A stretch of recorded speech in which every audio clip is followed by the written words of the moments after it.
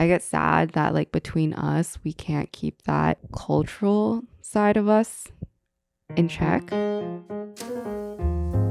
On the menu today at Sarah's Soju Cafe is somaek. So grab your mugs and let's chat about cultural differences in a relationship. Welcome back to another episode of Soju with Sarah. Wait, actually, happy Soju Friday. I always forget it's Soju Friday whenever I post because I edit this on Thursday, but happy Soju Friday. Every Friday is Soju Friday. Today, James is going to do something very exciting with our drinks. He's going to beat it. Beat it. It's very Beat Michael it. Jackson of me. Just beat it. Should I just go ahead and do it? Yeah. So we're jumping right into it, but today we have somaek. I'm going to have James pronounce it the proper way. It was pretty good. That was pretty good. Oh, okay. How would you say it? Somaek. Somaek, which is a drink that is very popular in Korea, which is a combination of soju and beer. And in Korean culture, there's different ways to fizz it up. And James is doing one of the versions, which is hitting a chopstick, like a metal chopstick, against another metal chopstick. So alas, he will demonstrate.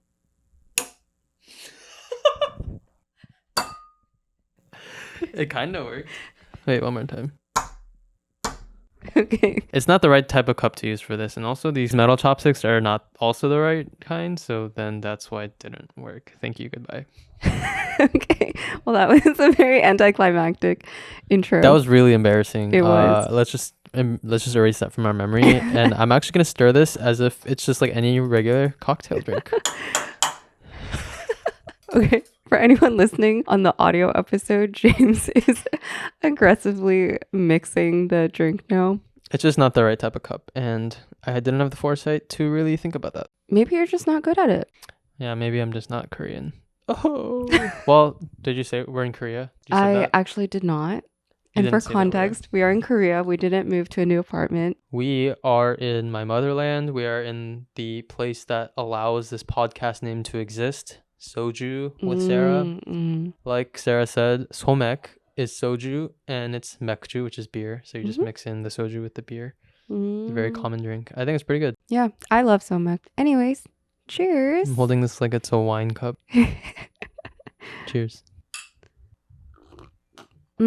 Also, since we're drinking alcohol, we also grab these at the convenience store. If you're in the States or other countries, you might not even know of what this is, but it's a jelly hangover pill drink. They have a drink version of this. It's called Condition is the brand, but this is the Condition stick, and it's supposed to help you with your hangover. So I think you take it before you start drinking, right? In the US, there's a pill version that you can get on Amazon if you search up like Korean hangover pill. It is so difficult to swallow. It is literally tiny pills, like tiny beads that you have to swallow, and there's maybe like 20 of them. This is so much easier, and I wish there were these in the United States. Maybe there are. I think maybe really the ones expensive. we get are just the weird pill ones that are really hard to swallow. I literally always choke on them, but we found out that in Korea, there's these jelly forms, which apparently taste really good. And so we got the peach flavored and the mango flavored. So now we're going to try it. For those watching on audio, it basically just looks like a stick. It looks like one of those energy drink sticks that you put the powder into the water and you mix it. But this is actually just a jelly form. Yeah. And there's going to be a lot of food this episode because we're finally doing an intermission later. So stay tuned. But do you want to try this? Let's do it. Ding. Ding. Oh my god. Wow. It does taste a little medicinal.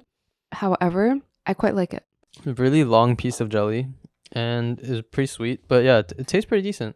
You know, I always doubt these hangover pills because I think it's all placebo. But it's actually helped me and I do think they work.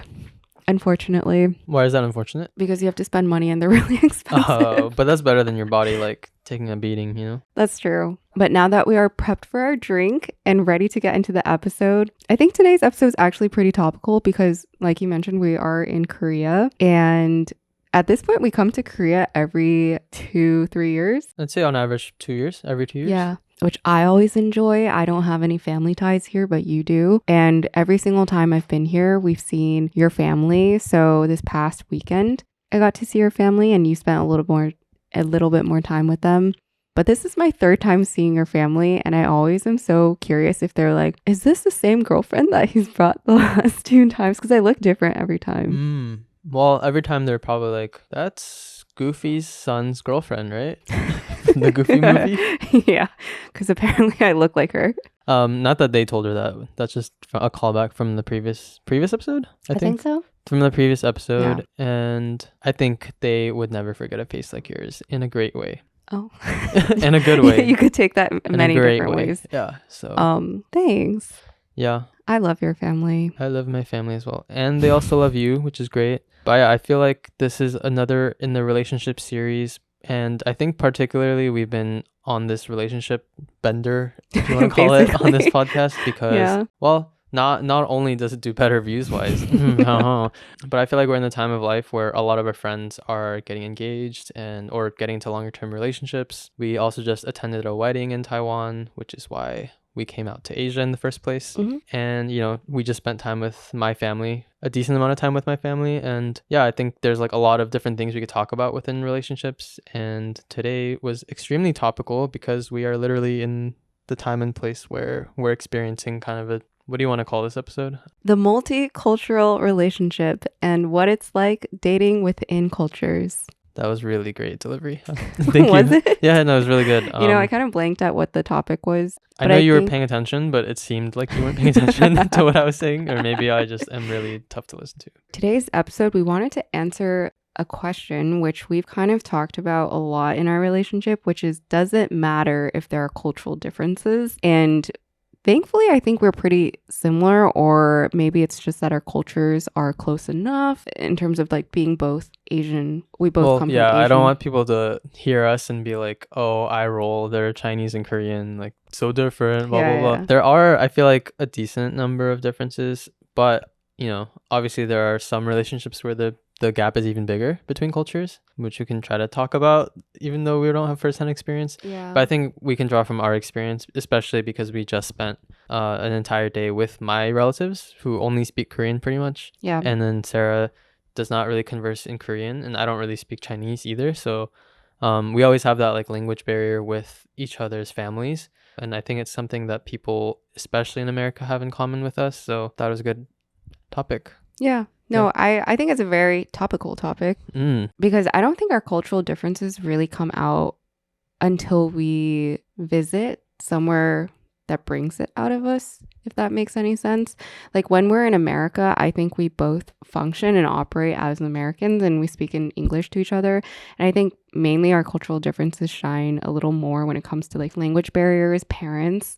Like those are the areas where I feel like our cultural differences kind of shine a little bit more. But because we were both raised in America, it's been a little bit easier not to think about it. But on this trip, I think I thought about it a little bit more because your family's all Korean and most of them don't speak very good English. And I know your cousin speaks English and she's so nice and I love her so much. Hello, Yeji, if you're listening. But I find it very challenging to connect sometimes because I also don't know from a cultural perspective and like behavioral perspective what the proper customs are. Like I've learned so much on this trip.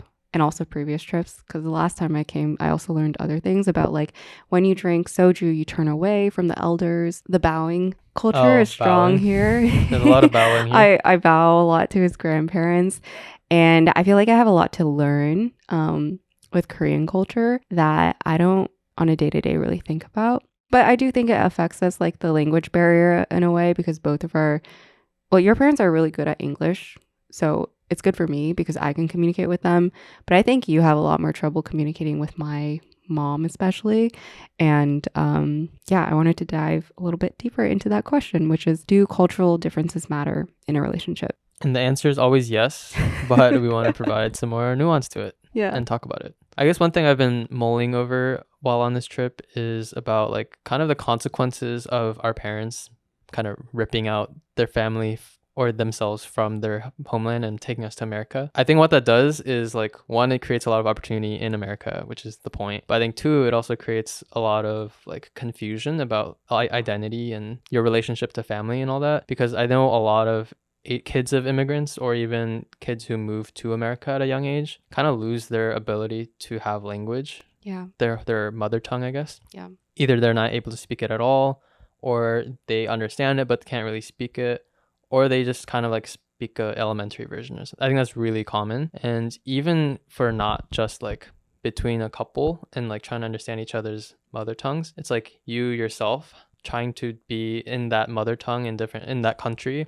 It can be really hard. And, you know, even though I think I'm like decent at Korean, it's still a barrier sometimes when I'm speaking with my relatives, because they can joke with each other so freely and like I can laugh, but it's sometimes I don't exactly pick up, or I want to say something but I don't know exactly how to express it. And so that stuff can like feel frustrating. And I feel like you felt that a little bit too in Taiwan when you were trying to speak Chinese.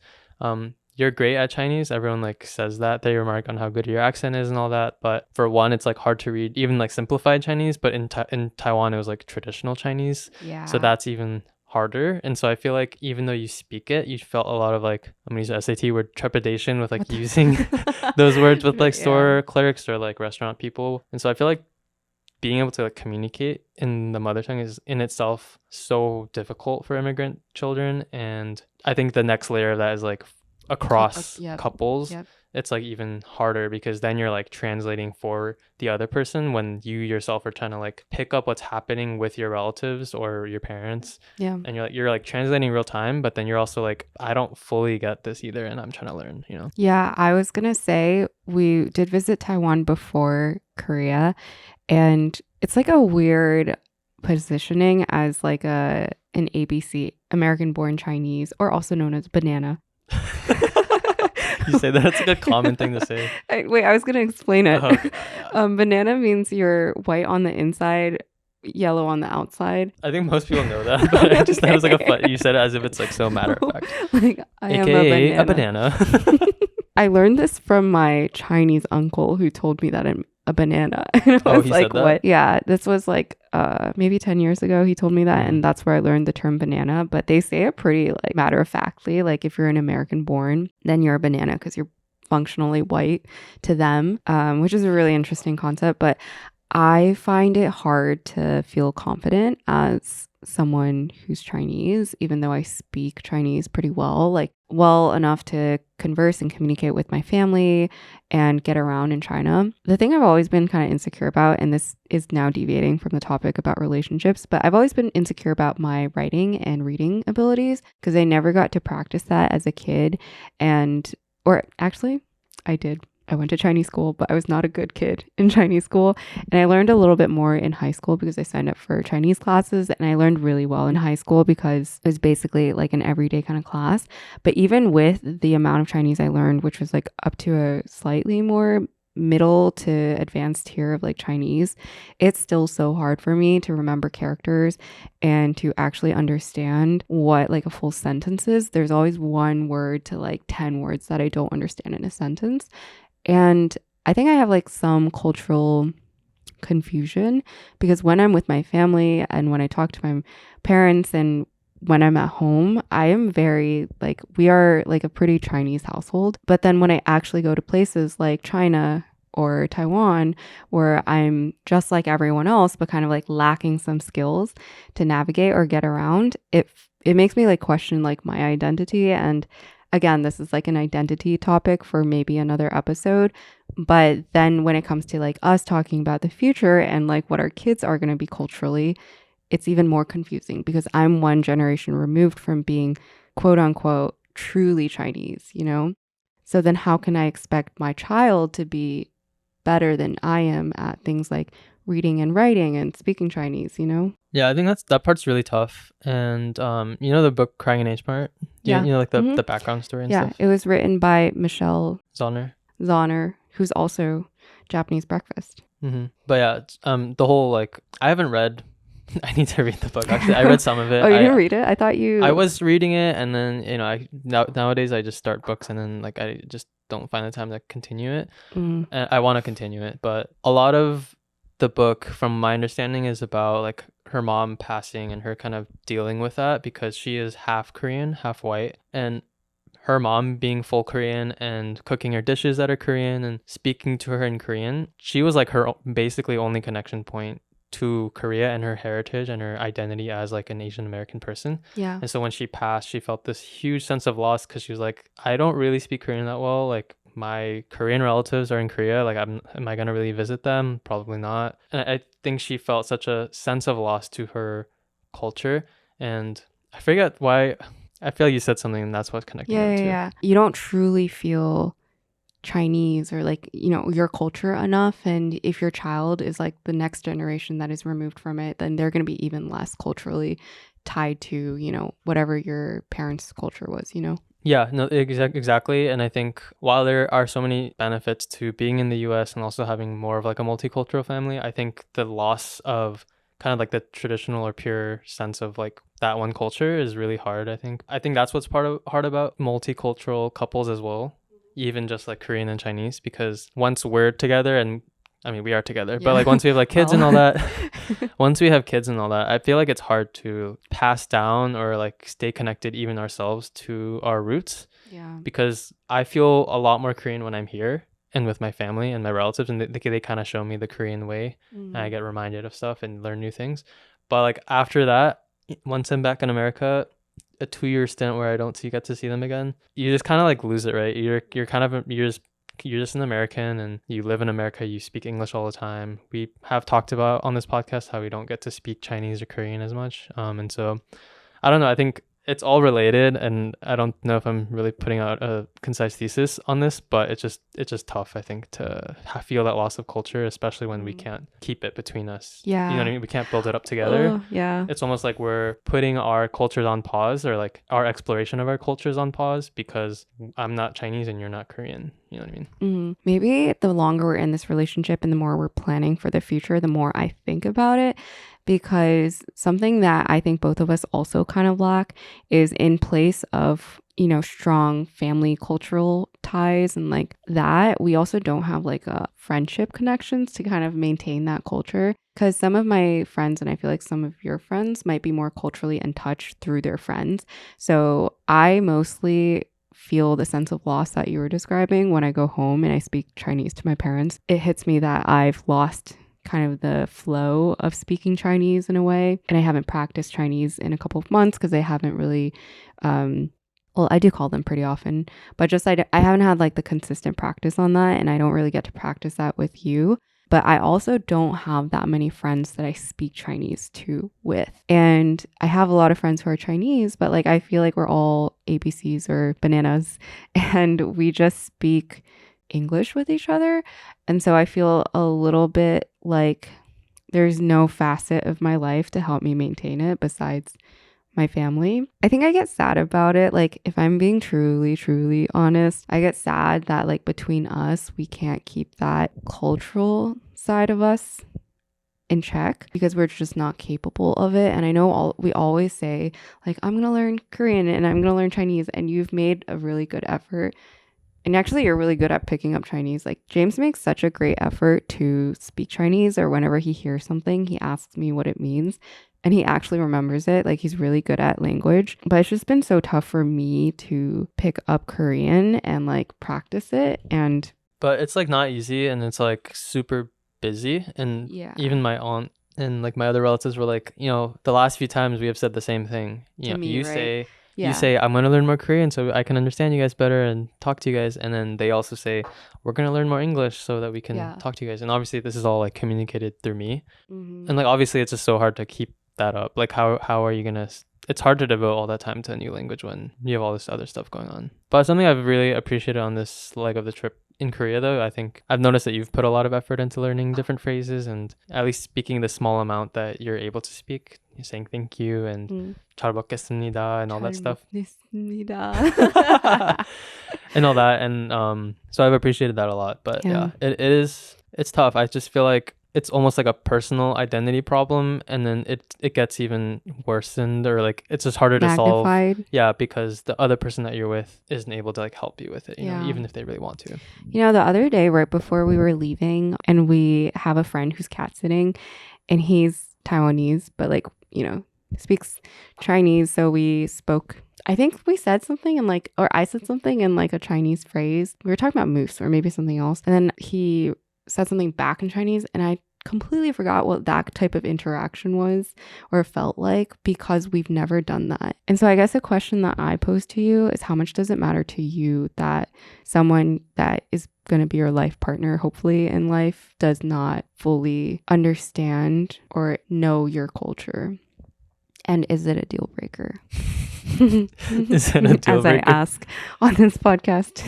I mean, it's obviously not a deal breaker, and I obviously don't care enough that it makes a huge difference for our relationship. But we obviously both feel, I'm going to speak for you because I assume Yeah. feel the same way. Yeah, I do feel like it would be awesome if I could speak to you in Korean. And if we're out in public in the US and we want to say something, we could speak in Korean or Chinese. Like that would be really nice. I feel like whenever I come to Korea, I always like learn more Korean, or I'm trying to like pick up more Korean and just like explore more of like the culture as a Korean person through my relatives and hanging out with them. But you know, it's obviously hard to do that while I'm talking to you all the time, and you know what I mean?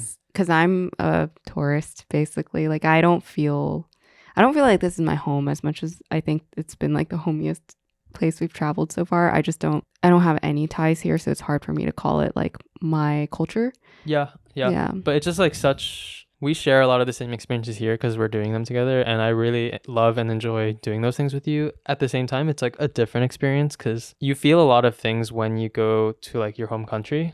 It's like, what would it have been like if I grew up here? If I moved here now, what would it be like? What does it mean to be a Korean person? Like these are all things that are in the back of my head. I'm not actively thinking about it, but like, you know, you notice these things that are not available to you in the US, but it's like a very personal identity shifting or shaping experience, and like doing that while also being a tourist in this country, while being with someone else who's like not of that culture. It's like you're having different experiences, but you're still enjoying it, and you have a lot of the same shared experiences. So I don't know, it's like you're reconciling different desires, right? Like different intentions. Yeah, you're like juggling all these different like core identity influencing things. To wrap it back around, it is not a deal breaker. It's obviously super nice to have that we could speak the same language, and I think the language is actually the biggest part, you know? Like I'm not even that Korean, you know, but if we were both able to speak Korean and participate and learn, that's awesome. And then I think the same for me with Chinese. Yeah. The small thing that I really miss in this relationship and that I wish we had is just being in public and being able to in like a language. Say like something. If something happens and we can just like talk secretly in like Chinese or Korean. Like, yo, he's got a big butt. Like on the subway. Yeah. Yeah. It's the only example. Yeah, I mean, that's the only reason you would need to say anything. Yeah, true. Yeah. But I think that the language, for me, I think also it's not a deal breaker. And that's because of our situation, which is we both are raised more as American children, that it doesn't impact it. I know for some of my other friends, like they're very set on dating someone from their culture because they just know there are differences that are not doable or manageable in a relationship for them and how they raise kids and other things like that. But I think for me, the language has always been at like the top of what I miss out on the most. And particularly because I have a really close relationship with my mom and she means a lot to me. And seeing that it is difficult for you guys to fully communicate because she doesn't really understand English that well, it makes me feel like there's a part that is like missing in the relationship building world, you know? And as much as, you know, my mom loves you and you love my mom, the communication without me, like if you take me out of the equation, it's just so hard to convey what you want to say. And I think because of that, a lot of conversations have been very short or brief or curt between you and her, when I know on both ends you guys speak so highly of each other and like think so wonderfully of each other now. And I wish that could be communicated, you know? I also worry about the language thing with our kids because obviously I want our kids to speak Chinese. I also want them to speak Korean, but then it's a decision for us to make, which is like, what do we send them to? Like Chinese school or Korean school or none of it? And both of them. both of it. Yeah. That's a little intense. I don't want to be a tiger mom, though. Here's the solution that we actually should do. We ship them off to Korea and China. How do we do that? At the same time? At the same time. We have 2 kids, 1 per language. Maybe we can clone them or something. Maybe by that time we'll be able to clone them. I mean, the obvious solution is like we should just learn to become competent in each other's languages. But that's like a really unrealistic... I don't think it's unrealistic. It's unrealistic for the current moment, I think, for us. Sure, because we're really busy. But I don't know. It's on my list to do. You know, like I'm going to do it. But I need to do it soon. Yeah, but there's no like shortcut, you know? There's no shortcut to like cultural differences in a relationship. Well, I think the shortcut is actually learning the language. You think so? But I think so. okay, what about cultural differences though? I feel like if you're willing and able to learn the culture and like try to participate, even if you're not from that culture, it's always going to be appreciated, and you can also bond with people in that new culture, right? Yeah. And I feel like, let's say for your family, it's really just, am I able to get to know your parents better and your relatives better? If we go to China, can I speak to them and like tell them who I am and ask about them, their lives and stuff? Yeah. I think that human connection is way more important than like specifics of like cultural stuff, because you can always try to learn it or like be open-minded to it. So am I interpreting this right, that you think beyond language with any other cultural difference, meaning maybe like behavioral mannerisms, holidays, like child raising habits and things like that, that you just have to be an open mind for that to be navigatable in a relationship? Is that your take? No. Did that make sense? Yeah, no, but I think that's like a very generalized. I feel like that's a generalized statement. I guess I'm just thinking about it from like us specifically. Yeah, I think for us, yes. Me connecting with your parents is the biggest issue, right? Yeah. Or are you connecting with my like relative, let's say here? Yeah. We also have to remember though that we've never been to China and visited my family. I've come here like 3 times. So I think if we swapped situations, maybe I would feel differently about what the biggest challenge is. Because currently it is you connecting with my family, but I haven't in the last couple of years felt like I'm placed in a situation where I really reflect on how I'm culturally out of touch with my roots, you know? You don't think about that? Like Not how you're not that really. Chinese, or you don't feel very Chinese? I don't think I have that much. Moments? I am like very Chinese for anyone who knows me, like mannerisms wise, and like, you know, just because of my upbringing, because my parents raised me very Chinese. However, the last couple of years, I think most of my exposure has been to like American media, American society, like that. So I've not been to China. Like the closest I've gone to feeling like I'm back in a place that feels more homey to me is Taiwan, which is, I don't know if that's controversial to say right now, but I feel very much reminded of like my upbringing when I visit like China, where I am like hearing people speak Chinese very frequently and then having to navigate random things in that society. It feels familiar when you're in Taiwan? Taiwan? Yeah, it feels really familiar. But I haven't had like prolonged exposure to that, because every time we come to Korea, it's for like a week and a half or more, because you have a lot of family that we see and also friends here, and we haven't been to China at all. Not that it's a problem, but do you feel like in China you would feel some of the things that I've described here? I think I would if we went to China together. I think I would actually really kind of crave that you could relate to me in some way, because like even when we were in Taiwan, I felt like there were small things I was like, oh my god, like 豆浆油条, like I had this as a kid so often, and I don't need you to be like, oh, I did too, but it just feels like I can lie. I can lie like that. You had 豆浆油条 me too. as a kid. Yeah.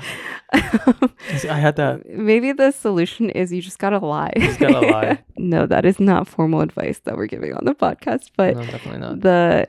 You know what I'm saying though, that things that are familiar, you kind of have to explain to your partner and they will never fully understand, which is something that makes me a little sad.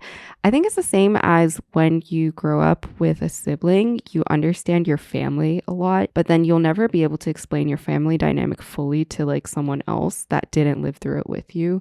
So I think that's the same with cultures. It's like if someone's also grew up in a Chinese, more traditional Chinese home, they might understand just like reasons why we prioritize certain things, or like why there's certain sayings during different seasons and different holidays, and it just feels comforting and more homey with the person too, you know? Yeah. Like, don't you ever feel that way when you talk to someone in Korean and you're like, it feels just natural, it just feels very like comfortable with them, like you just gravitate? Yeah, I think because I don't know, I guess for you, Chinese was your first language, and Korean was technically my first language as well. And obviously, we're both way better at English than we are at Korean or Chinese. But I do feel a lot more of that comfort from speaking in Korean with people. Yeah. Also, I think this podcast would be so different if we were like more Korean or Chinese. As much as we say there's like cultural differences and like we feel uncomfortable about certain things, in other relationships it is way more magnified because people are way more in touch with their like cultures. And I think that's something to also acknowledge, is that our opinions on this and our take might be a little more It's hyper specific to us. Because I was just thinking like, okay, our huge thing right now, or what I think it is it is upbringing and stuff like that, but it's a lot of it for me, I think, is language. But in America, there's so much like multiracial couples, and that must be such a different dynamic because obviously they all speak English, or maybe not all of them, you know. Yeah. But like, let's say like a black and a white couple, like that must be such a big culture gap, especially because their experiences growing up are probably so different. Yeah, and then it ties into like more discussions about privilege or religion and other things like that. It's not just class. It's not just language. It's like, what type of racism do you experience? Do you experience racism? Like all those different questions. Yeah, and we don't really have like differences on that front, I think. Yeah, because in the U.S. we're just kind of Asian, right? Yeah. And like if you zoom in, also everyone thinks James is Chinese, so he's a functional Chinese. It's, you know what I realized from spending more time in like the rural parts of Korea. I say rural, like we're right outside of Seoul, my relatives. Yeah, but the area we're in is more rural. And I was telling her, I was like, oh, I'm seeing a lot more faces that I don't necessarily see in Korean media that I think of as like very quintessentially Korean. Yeah. Because there are very distinctly like Chinese, Japanese, Korean faces that I feel like we can pick out. But in the more rural parts of where we just were, I was like, oh, you guys are like me. I don't look like that quintessentially Korean, but you guys are all Korean too. Yeah. Welcome to Intermission. Since we are in Korea, what better than to have an intermission snack? I know we haven't had an intermission snack in a while, but since we are in Korea and right now it's like 7 p.m. here and we haven't had dinner, we just grabbed some tteokbokki. How's my pronunciation? I'll be honest. B. I give it a How would you say B. it? Tteokbokki. Mm-hmm. Oh, that's a lot better. Thank you. And then also some cheesy ramen that we grabbed from a convenience store nearby. And the tteokbokki is from a nearby shop called Sangsudong Tteokbokki. So go check them out if you're ever in the Hongdae area in Seoul. So for anyone who is not Korean, tteokbokki is this rice cake dish. I feel like I'm not as qualified to talk about it, but I do love tteokbokki. And sometimes it's mixed in with ramen. There's fish cakes in it and it's really delicious. It's like sweet, sometimes spicy. One of my favorite Korean dishes for sure. Also, we've had so much good food on this trip. And for anyone who follows me on my other socials, you probably know that we've been in Asia for the last 2 weeks. Pretty much 2 weeks. 1 week? 1.5 weeks? Okay, it's been 1.5 weeks. However, it feels like a really long time. Whenever I have to get adjusted to like a new time zone and jet lag, I think I just mentally process it as longer than it is. Tteokbokki is unwrapped. Here's your chopsticks, sir. One very embarrassing thing about me is that I'm really bad at chopsticks. Oh, yeah. But I still use them. But it's like I have two pencils together almost, you know. I can't even do it rel. I'm turning Korean. I can't even do it rel. I think it's because no one formally taught you how to use chopsticks, but you're supposed to use your thumb and your like paw. My paw? What am I, a cat? Your palm. Oh, palm. Your palm. I've been saying paw a lot lately. You're just turning into a cat or something? I think Moose is changing me. I miss Moose a lot. Yeah. But I think you're supposed to use your palm a little bit more, like this muscle. Oh, well, to be fair, people have tried to teach me. My parents tried to teach me, and I was like, I don't know. It's kind of hard. I'm not doing it very rel. I keep saying rel. Rel. Is it the Korean? James spent 3 days I spent the last 3 days pretty much only speaking Korean with my relatives. So, sorry, my relatives. My relatives? Because now I'm mixing my wells and rels. And then, I guess my English is really bad now. Yeah, but your Korean's amazing. No, it's not that amazing. But it's better than it was before I came here for this trip. All right, should we try this? Yeah, these are fat insane. tteokbokkis. Yeah, the size of this is insane. Here, let me show you guys. If you guys haven't had tteokbokki before, it's basically kind of like a tube, right? Would you describe it like that? Like a rice cake tube covered in sauce? It's a soft rice cake that's usually in a tube form, I guess, like you're saying. And it's in a spicy, kind of thick sauce that's like a chili sauce, a Korean chili sauce. That's kind of sweet. How else would you describe it? I think that's pretty much it. Is that pretty much it? Yeah. And then usually you'll put something like a fish cake in it. Yep. With it. And sometimes you also put ramen inside with it. But this time we just have it on the side. These are really fat. I would cheers you, but I think that would cause the sauce to fall. Here, I'll come over to you. Oh, thanks. Cheers. Oh, it fell. Just like I predicted. Wow. Oh, it's so Extremely spicy. thick. Mm-hmm. It is pretty spicy. Wow. The thing about rice cakes is I love it so much because it's so chewy. I love really chewy foods is something I've learned. Oh, like what else? Glass noodles. Mochi. Mochi. Uh-huh. What else? Boba. Boba. Yeah. I just love the chewing texture, you know? Is there more? I feel like you're grasping at straws there to find things. Wait, I give you like 4 examples. Oh, that's fair. I'm being too critical. My bad. What would you rate this? Having only had a bite. Wait 1 second. Because I just put the fish cake in my mouth, and that was pretty good. I think it was a pretty solid tteokbokki. 7.0 out of 10. 7.0. What about you? I would do 8 out of 10. It's not the best. I feel like it fulfills the duty of what a street stand type of tteokbokki should be. It tastes good. Yeah, but nothing like extremely special about it, I would say. Yeah, it's pretty standard. I think my personal preference is if the rice cakes are a little bit smaller. I do like the standard sizes. This one felt a little bit big. I see. Like the rice cake is big in itself. And then we also didn't get, there's some like fried things. There's like the Korean blood sausage thing as well that we didn't get. I feel like that would have tasted really good with this. Oh yeah. So maybe that's what makes it plainer. But I'm also interested in this cheese ramen now. Let's try the ramen now. Okay, for this ramen, it's actually cheese flavored, but it's spicy. And if you guys know Korean convenience stores, the amount of options you have in the ramen section is crazy. So it took us a little bit of it took us some time to pick which one we wanted, but we picked this one. And cue image. For those of you who are watching the video, you will actually get to see an image of the ramen and how it looks right now in the can. But I really like how they have convenience cups. I know in the US they have this too, but there's just so many types of cups. Like there's some where you can poke holes in the top and then pour the water out through the holes, and then you can drain it, add your sauce, and then make the ramen. But this one was a microwave one. Some people make the lid into a cone so you could put the ramen in and eat it. I feel like that's a really cool thing to do. Yeah. Should we try the ramen? Yeah, I've been begging you to have the ramen for the last 5 minutes. Here, why don't you take the first bite? No, please. Our host. Have the ramen. No. In case he poisoned me. I like ramen. What the hell? What? Ramen taste test time. Cheers. Cheers. Super cheesy. Oh, that's so good. Wow, that's so cheesy. I love the Korean obsession with cheese. Cheese and sweet things. Cheese and sweet they things, like to put cheese in a lot of stuff. You made a very Korean noise there when you ate the thing. Did I? You're like, Yeah.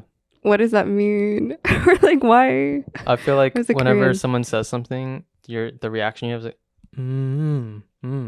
Like, you know what I mean? Maybe I'm picking up like Korean noises. I have been feeling a little more like emphatic. Emphatic? Yeah, I feel like Koreans tend to be a little more emphatic when they eat. Like they make subtle reactions when they definitely make, more noises. Like mukbang noises. I've been doing that. Mukbang noises? Yeah. I see. I've been finding myself doing that after spending time with my relatives. After someone says something like, like that kind of.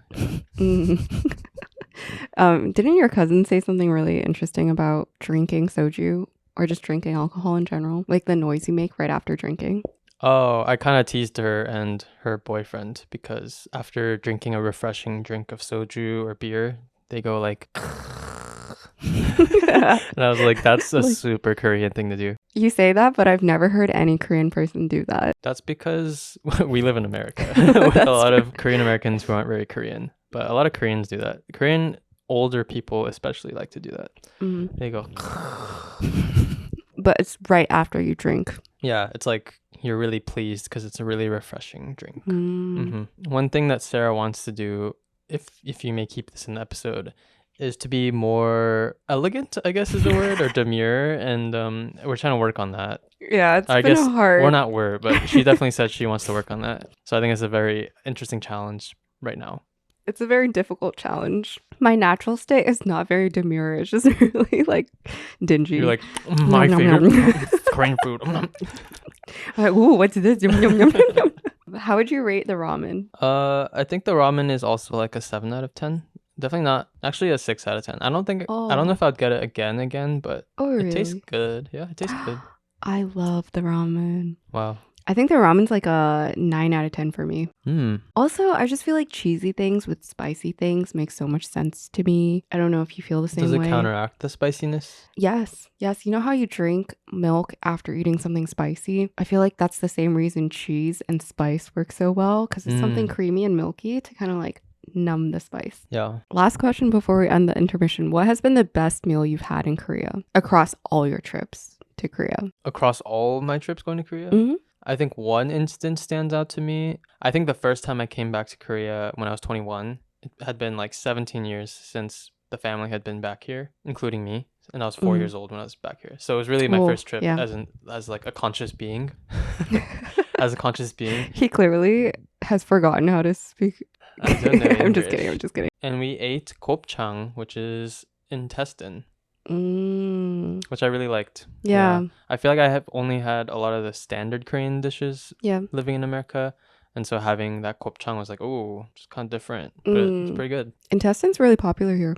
Yeah, it's really good though. If you guys are ever in Korea or you have a gopchang restaurant near you, well, I don't know how good it is outside of Korea, but I don't think it would. I think it's worth trying. It's really good. Yeah, the thing is, it sounds so intimidating and like it wouldn't taste very good, but it's so good.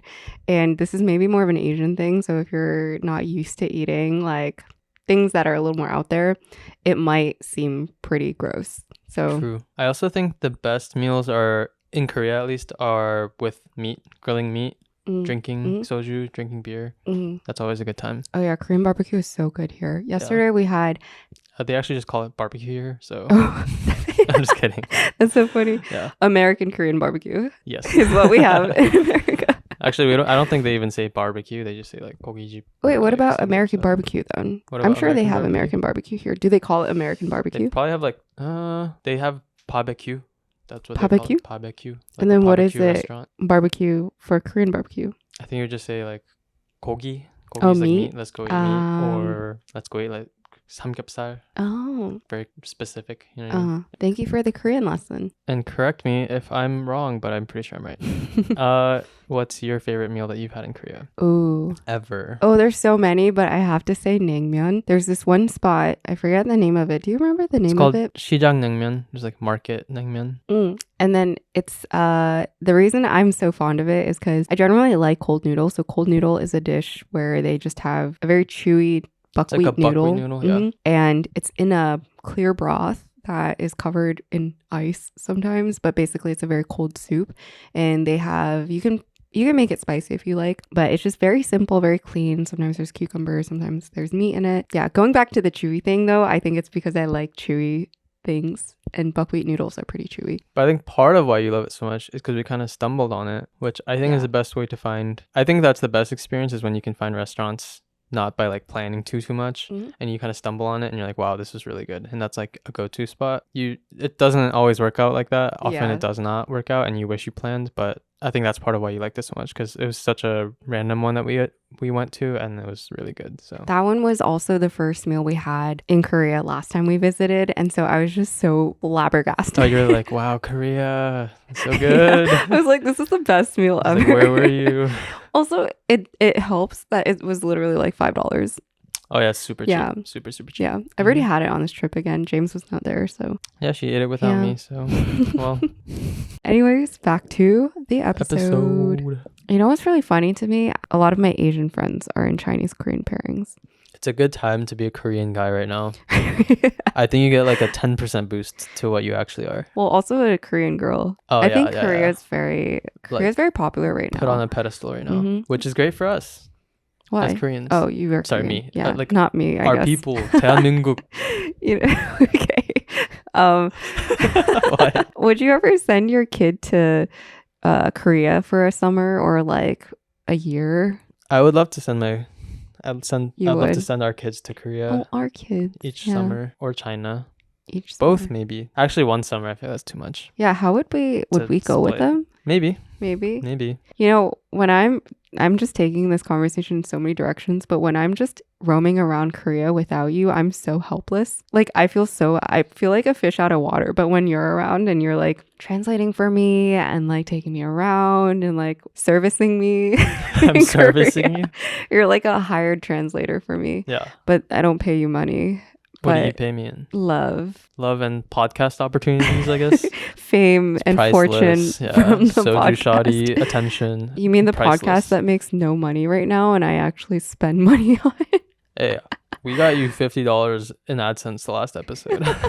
I think we were talking about this week, which was like, which country have you been to that you feel most comfortable in? And obviously for you, it's like Korea. For me, I said Korea too, because I have like a more Korean experience when I'm with you because I get to see it through the lens of you and your family and your friends. But I wish I could say that about like China, because it's been like probably almost 10 years since I went back. I want to visit China together. But yeah, Korea was my answer, which I found surprising. But then I reflected on it and I think it's because you were around. That's true. Yeah, I don't think you would enjoy it as much because I don't know. We were in Japan just now before Korea, and I really like Japan. I really want to spend more time there, like an extended trip. I will say, as excited as I was to go to Japan, there's a level of like comfortability in traveling there that I don't get, but that I do get in Korea.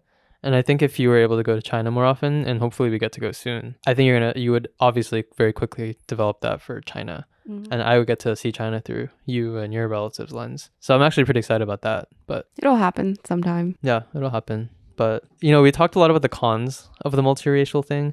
Yeah. I guess the pro, maybe I'm speaking for you here, but I think it's cool that you get to see the very local part of Korea that my relatives get to show us, which like most people don't get to see, Yeah. Well, you also benefited because in Taiwan, I did pretty much all the talking and translating. Yeah, I know. Yeah, he's helpless in Taiwan. I am Chinese very speaking countries. Like, 谢谢，很好. And yeah, I made her order everything. I made her do everything. I definitely stressed her out because she's trying to figure out stuff, and I'm like, I don't know. You figure it out. You speak Chinese. So I was very grateful that you did that in Taiwan. Yeah. But James pulled his weight in Japan though, because he took 4 hours on the flight to Japan to learn Japanese, and he got us around pretty well. Like, your language skills are actually so impressive. Thank you. To me. Thanks. Yeah. Not that I know Japanese. It's just the extreme basics that we needed to get around. But that's true, because the first time that you tried to use Japanese, that was kind of a it was a bust. Yeah. I was like rehearsing my line. Yeah, we 英語を話せますか? It's like, do you speak English? We basically landed in Japan at like 11. I think we got into the hotel 11. like very late, like 11 p.m. maybe. Yeah. And then we were trying to find a place to eat. We were in Asakusa. Yeah, Asakusa. And there's a lot of like small restaurants, very like local small restaurants. Local izakayas. We picked one and it was kind of full. Like, there were 3 people in there. And so I was like, James, this is your moment. You practice on the plane. You got to go in and ask if they speak English. And he opens the door, which is like a small sliding door. And oh yeah. Okay. Well, when you go to restaurants, right, you're used to like, there's the person at the front who greets you and they're like, how many people? And then Americans are used to that. Well, Americans like me, because we've been to Japan once before. So maybe I should have expected it. But like, I opened the sliding door. It's like we entered someone's house. Like, it actually looks like someone's house in there. And then it's just 4 people in there and they just look back and it's silent after we get in. Yeah. So then everyone starts staring at us after we open the door. And then I'm just panicking a little and I forget my line. And then I'm just like, eigo. Which just means like English. And then they're just silent for like a few seconds. It felt like a really long time. And then I don't know. I guess they obviously knew we were there to eat. So well, I think you come off really shy, so that it was really awkward for like 5 I minutes. Panicked. Yeah, I guess I made them feel really awkward. Yeah, but then it was nice because they tried their very best to speak English to us, which was such a like. It was almost kind of like a TV show. It was very comical in a way. It's a lot of like nodding and grunting and grunting. Random keywords that you're trying to. Were you grunting? He's like, and then at some point they started making jokes and speaking Korean to you, or trying to speak Korean to you. I think they knew like a tiny bit of Korean. And then they were rubbing this old man's head and saying he was bald. Buddha. Yeah, like joking about him looking like Buddha. Yeah. Yeah. And then at some point the girl was complimenting me on my nails.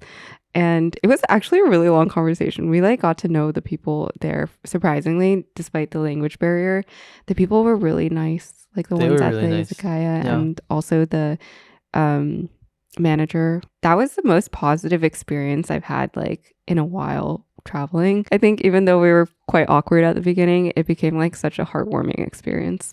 Yeah. Maybe I'm romanticizing it, but it felt so surreal. Like it felt like it was a script in a TV show, like a slightly like comical, slightly heartwarming coming of age moment. You know? Yeah, I like I think that when people are tourists to countries, I know there's different styles, some people like to see like the thing to do there, but I think a lot of people romanticize getting the local experience and living or experiencing what locals experience. I feel like that was what that was too for us. Yeah. I was like, wow, this is really Japanese, which is awesome. They're like smoking indoors and stuff. Oh yeah. Which I found interesting. That's pretty common still in Japan. You can smoke indoors. I think this trip has been like, it's made me think a lot. Like whether it's about like our relationship and cultures and the experiences we have, or like my life and what I want to do with it. Yeah, I mean, this is not related to like being multicultural relationship or anything, but at least when I'm in Korea, I always feel I get so like sentimental and pensive and introspective about who I am, my life, how I want to like live my life, and then seeing my relatives. It's always really interesting because growing up, I never got to see my relatives. I knew I had aunts and uncles and cousins, but I never got to like know them. But now that I get to know them and see them all the time, not all the time, but every time I come here, it's like happiness that I get to experience it. It's like sadness that I didn't get to experience it growing up. Like a what if I could have kind of participated more in these different things with my relatives and had a bigger family in that sense. So I feel like it always makes me think a lot when I'm here as, who am I? What do I want to be like moving forward? Something that just hit me is that I think you yearn for that cultural experience way more than I do, because in America, it was only you and your parents and your siblings, but you had no other extended family there, whereas I feel like I got a part of my family is in the States, so I got a more Chinese upbringing too, because we lived in a more Asian area. Like there were just more interactions. There were also a lot more with Chinese culture. families there. Yeah, like we had Chinese school, whereas I don't know if you guys had even Chinese. No, I didn't. Well, Chinese school, Korean school near you guys, and I just think I was raised more with my parents' culture, I guess. And so I don't feel like I missed anything growing up. It's more that I miss things now, but I feel like you've always had this like void that's been slowly getting filled in a way as you experience more of your culture, and also Asian culture, which I feel like you have mentioned growing up Asian in the South, you didn't get that much of. So, that's true. Yeah. I do think I definitely have a little bit of a complex where I grew up wishing I had more of the connection to my Korean culture because I just didn't get access to it. So I feel like I guess now I'm trying to like make up for it subconsciously. Yeah. That's very true. Yeah, that's fair. Also, by the way, I think this is the first time we've had a refill on the drinks on this podcast, and everyone always kind of is like, you guys don't even drink. They're like, you guys don't even drink. You guys don't drink soju on Soju with Sarah. We are drinking soju, and today it's somaek, but this is Jinro. Oh, Jinro. Mm-hmm. And it's the blue frog. This is the one that my family likes to drink, so we're drinking it. Also, I've learned that some soju shotties have never had soju before. Ironic. Oh. How can you call yourself a soju shotty if you've never? I'm just kidding. But soju is basically like the Korean version of, would you say vodka? Maybe it's the wrong analogy. Let's just say it is like the national alcohol of Korea, similar to how sake is for Japan, or like how vodka is for Russia, I guess. Is that? Yeah, maybe. It is, right? Yeah. Russian. And soju has a much more like palatable taste. It's just more soft and like easy to go down. It's not as sharp as vodka and other alcohols like whiskey. Yeah, I don't know if it's just my family and relatives, but you know how in the States like everyone likes flavored soju? Oh yeah. I've noticed that a lot of Koreans don't really drink flavored soju. Is it because it tastes artificial? It's artificial, and then my cousin was saying it gives you a worse hangover, which makes sense because it's sugary, I guess. I don't know, it's just a cultural tidbit, I guess. Yeah, I love flavored soju, and I think because soju has such a bland taste, or I can't taste anything, to me I always describe it as water. It tastes like a little bit alcoholic water. I just love the different flavors. Like grape is a popular one, lychee, strawberry. You know what we should do? What? Soju we should tasting? Do a live we should do a soju tasting. We should do a live podcast filming with an audience, and have people drinking soju, and then there's like a cocktail mixer after. Oh, That would be fun. wait, that would be fun. But then they would see all the times we're like, Like, wait a second. and then we say something and we just think for like 3 minutes. We're sitting here like, Yeah, it would not be as pretty. You know, why don't you just take away the live podcast filming and you just have people like our soju shotties come together to try soju tasting? Yeah, probably better. That would be a fun event. We should have like Jinro sponsor us. Oh, yeah.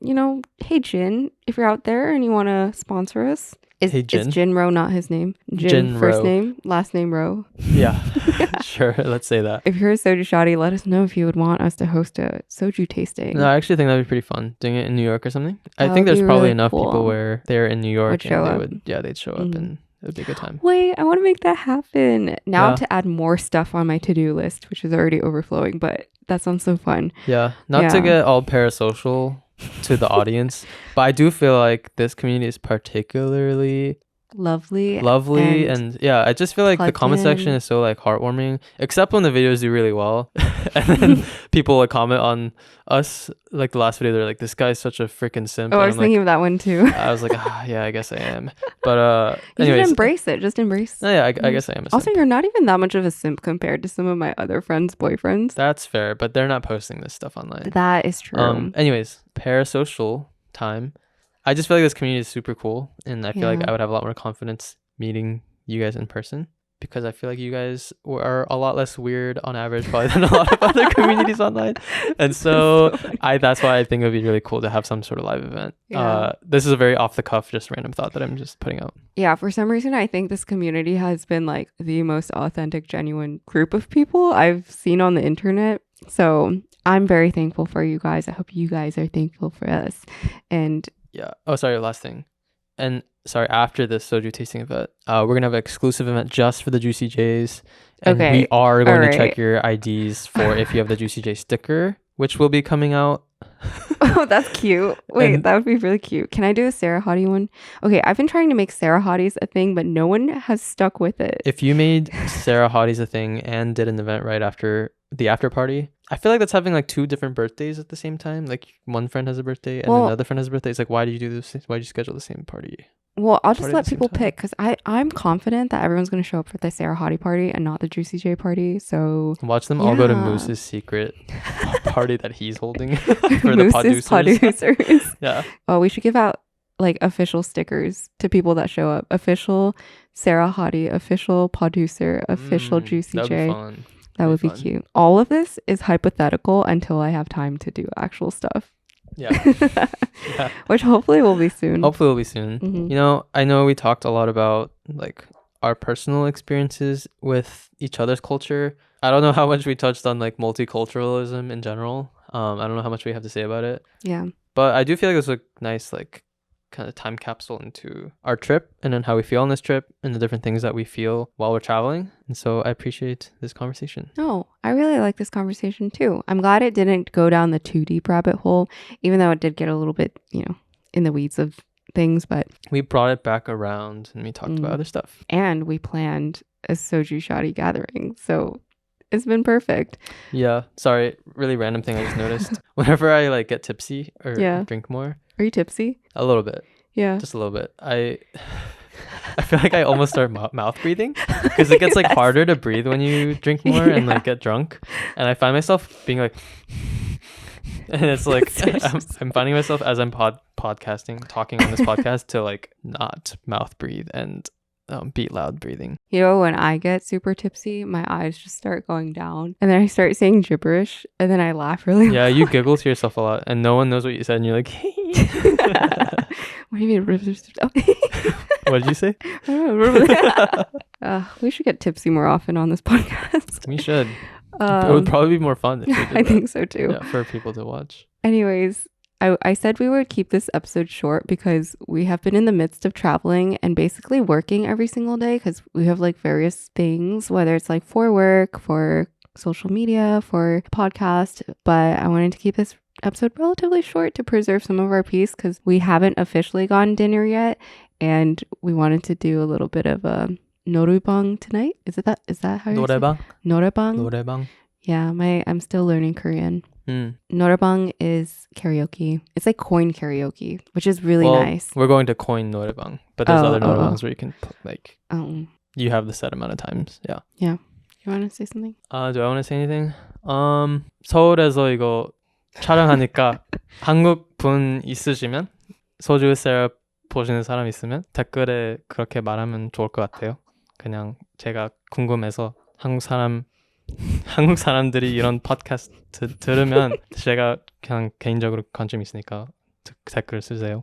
Can I 감사합니다. translate that? Yeah. If you guys enjoyed this podcast episode, please leave a like, subscribe, or a share, and also turn on post notifications. And thank you for listening to the podcast. I'm speaking in Korean right now, and Sarah looks so great today. That was 100% translation accuracy. Great job. I don't think anyone who doesn't speak Korean will know what you said. I just said, if you're Korean, please leave a comment saying that you're Korean, because I'm just curious if people who speak Korean watch this podcast / who are Korean. Oh. 如果你说中文的话，请在 I don't even know how to say subscribe and I'm just not good at Chinese. 한국 사람이면 구독하세요. 감사합니다. What did you say? I said if you're Korean, subscribe. Thank you. Can you say if you're Chinese? Subscribe. 그리고 중국 사람이면 구독하세요. But why would they know what I'm saying? You would be surprised. How many Chinese people speak Korean? Yeah. Yeah. You wouldn't be surprised? You would be surprised. I'd be surprised, yeah. Yeah. I guess I would, yeah. I really fell short there. I'm so sorry too. It's okay. I think I stumbled a little bit earlier when I was speaking Korean. I was like, frick. You know, it sounded pretty good to me. I think it was decent, but then I was like, anyways. I love when you speak Korean. Do you? Yeah. Anyways, thank you guys for listening and tuning in today for the podcast episode. We hope you're having a wonderful Soju Friday, and we hope to see you next week. Next week, we'll be back in our apartment. We love you guys. Bye. Bloopers. It's bloopers. Oh, wait. wait. Oh, wait, not yet. Wait, don't do it yet. Okay. What do you want to call this episode? The climax of relationships? The climax of relationships is what you're calling this episode? I wasn't really sure what you were saying. Oh, you wanted me to say the name of the episode? Yeah, because I was trying to say, like, we're talking about relationships. So we've been funny. talking about relationships, blah, blah, blah, blah. We're Yes. thinking about that stuff a lot. We would be doing our live taping. Yeah, that would be. No, I was joking. No, he's joking. You're being mean to me. Oh, man.